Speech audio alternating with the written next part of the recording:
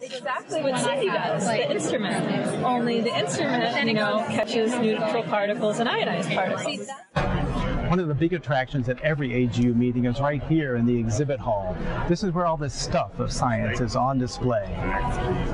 Scientific instruments, new data,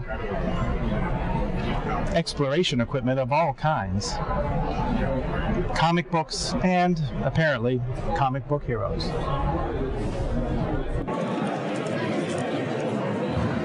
I'm Cindy. I'm an android space girl who's also a dog catcher.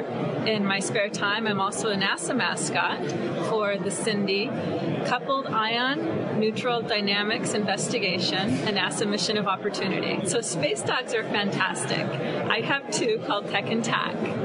And space dogs are just like normal dogs, except for they can lose their tails. When they have their tails, they're calm and they're lap dogs, and they're very comfortable to have around as pets.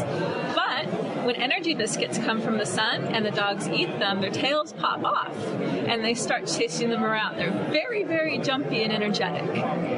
Now, my job as a dog catcher is to catch and release these dogs, and I also study their migration patterns and what heights they live at in my region of space, their temperatures, and how they move around.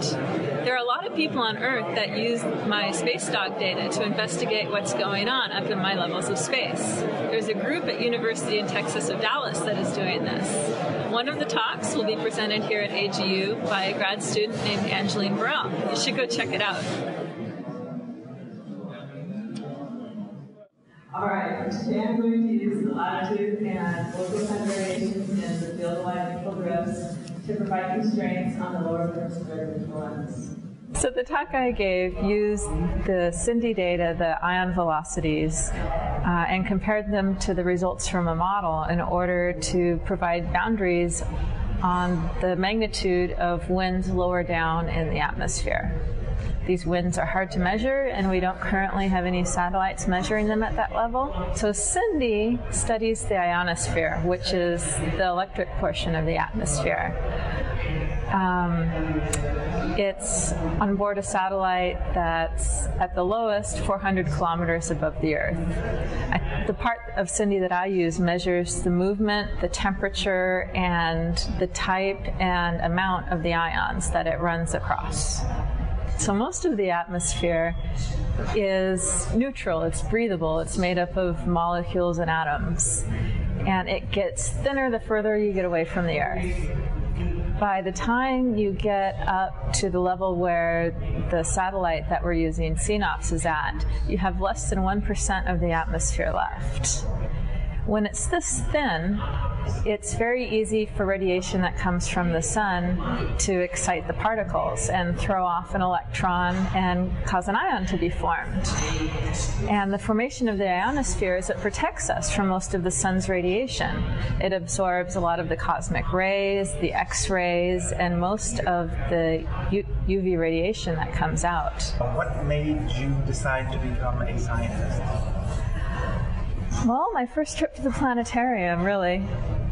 I love the stars and the movements and just how much we didn't know about the universe. So I decided that it was the most worthwhile and interesting thing to study. I'd always been good at math, and once I realized that I loved physics, it was a no-brainer. To find out more when you don't have a physics background can be a little bit difficult.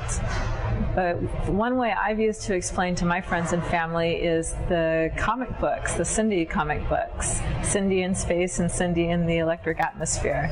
They do a really good job of explaining in interesting terms, in basic but relevant terms that do explain pretty much everything about what I do and about the ionosphere itself.